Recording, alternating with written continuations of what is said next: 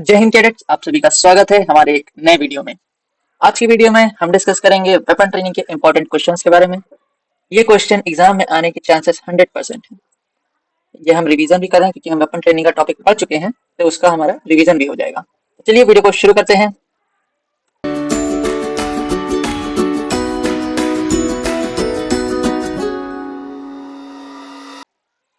देखिए पहला क्वेश्चन क्या कह रहा है, rectification of all the defect in the rifle is called dash of a rifle. जो हम राइफल में सभी त्रुटियों को ठीक करते हैं उसे हम क्या कहते हैं? ग्रुपिंग नहीं, जीरोइंग कहते हैं। ठीक है, correct answer is zeroing. Next question देखते हैं।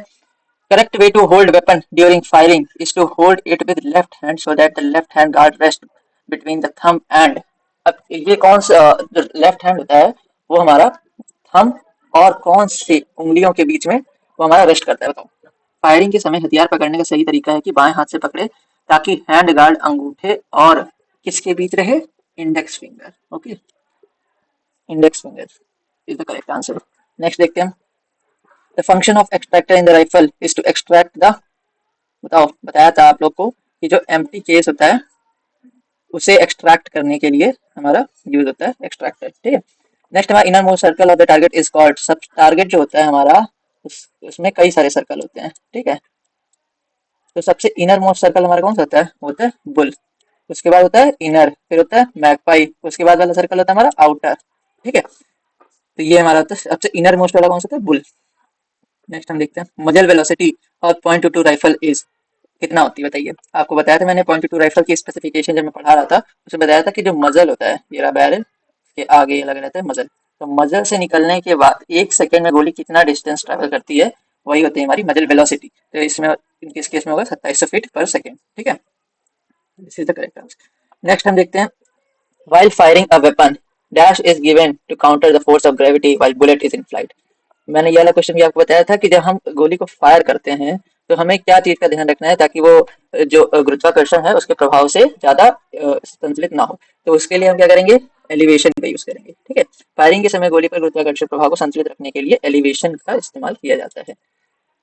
नेक्स्ट हमारा in .22 rifle there are number of position of safety catch. Safety catch मैंने आपको दो बताया था, एक होता है एस, एक होता है आर। ठीक है, तो कितने प्रकार के होते हैं? 2 प्रकार के। ठीक। Normal rate of fire of .22 rifle is. बताओ नॉर्मल रेट ऑफ फायर कितना होगा?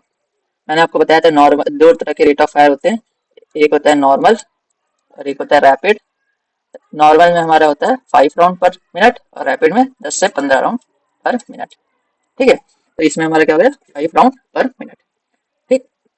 नेक्स्ट हमारा grouping fire. In grouping fire centre point of 5 shot और द टारगेट इज कॉल्ड। आपको मैंने पहले ही बताया था कि एमपीआई बहुत इंपॉर्टेंट है। इसकी डेफिनेशन क्या होती है? इसकी डेफिनेशन ही ये है कि अगर ग्रुपिंग फायर में सेंटर पॉइंट होता है 5 शॉट टारगेट का, वो होता है हमारा मीन पॉइंट ऑफ इम्पैक्ट। ठीक, नहीं मैक्सिमम, देखिए मैंने यहाँ गलत टिक कर दिया, यहाँ पे होगा मीन पॉइंट ऑफ इम्पैक्ट। इसमें आपको ऐसे ही एमसीक्यू क्वेश्चन फंसाता है। ठीक है, मीन पॉइंट ऑफ इम्पैक्ट। ठीक। नेक्स्ट है आपका which target is used for grouping and zeroing. Grouping और जीरोइंग के लिए कौन सा टारगेट यूज होता है? ये भी मैंने आपको पढ़ाया था कि 1/1 फीट का टारगेट हमारा यूज होता है। ठीक, जो हमारे टारगेट होता है इसका साइज होता है 1/1 फीट, वैसे ही 1 फीट वैसे ही 1 फीट। ठीक है, ये रहा। नेक्स्ट हम देखेंगे कि one of the cleaning material used while cleaning the rifle is. Rifle को साफ करने की उपयोग होने वाली सामग्री है, बताओ क्या? इसमें से पुल थ्रू हम राइफल को साफ करने में यूज करते हैं, बाकी और कोई भी चीज हम यूज नहीं करते। ठीक है, पुल थ्रू। नेक्स्ट हमारा लेंथ ऑफ .22 राइफल। ये तो बहुत आसान हो गया, स्पेसिफिकेशन पहले पॉइंट था 45 इंच। अगर इसमें मार्क 4 या डीलक्स मेंशन नहीं है तो आप 45 ही करेंगे। ठीक है। The basic principle of firing is. Firing का बेसिक प्रिंसिपल मैंने आपको बताया था, एक गोली एक दुश्मन होता है। ठीक है, यूनिटी एंड डिसिप्लिन एनसीसी का मोटो हो गया। एक गोली, अच्छा एक ऑप्शन रिपीट हो गया, ऑप्शन रिपीट हो गया, कोई दिक्कत नहीं है। करेक्ट। हैट का फुल फॉर्म पता है आपको? हैट का फुल फॉर्म होता है holding, aiming and trigger operation. H से होल्डिंग, ठीक है, होल्डिंग, ए से एमिंग और टी से ट्रिगर ऑपरेशन।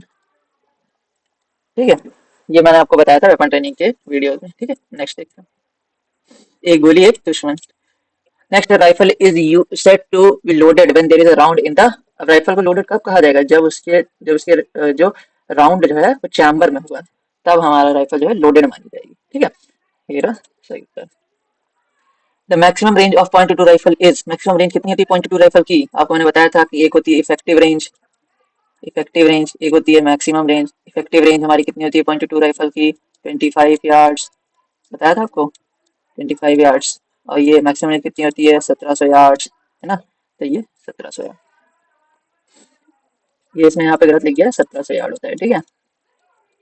नेक्स्ट हम देखते हैं, correct way of aiming is to align the, मैंने आपको बताया था कि अगर अलाइन करना है तो पॉइंट ऑफ एम से हम अलाइन करेंगे, ठीक है। ये होगा इसका आंसर, पॉइंट ऑफ एम। क्वेश्चन है हमारा, dash is the not part of .22 rifle, इसमें से कौन सा है जो .22 राइफल का पार्ट नहीं है? Four side arm, trigger guard, four side, back side. हमें पता है बैक साइड होती है, फोर साइड होती है, ट्रिगर गार्ड भी होता है, और फोर साइड आर्म क्या होता है? फोर साइड आर्म तो कुछ नहीं होता है, तो ये यही होगा हमारा सही ऑप्शन, ठीक है।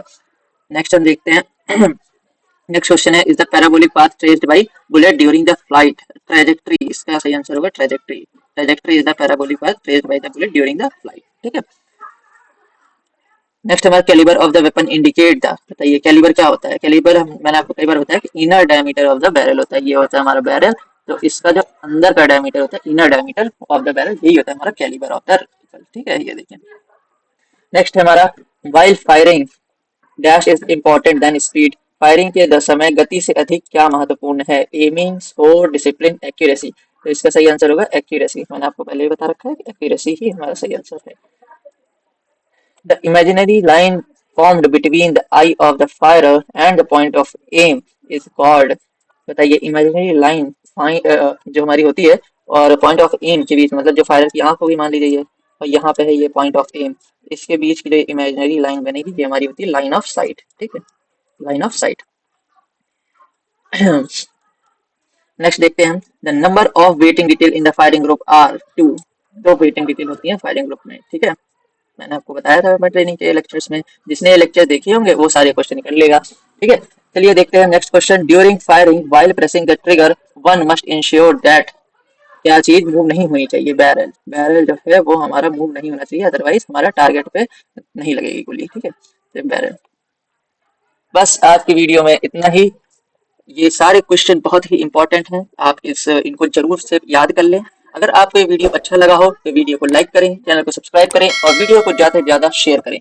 आज के लिए बस इतना ही, तब तक के लिए जय हिंद।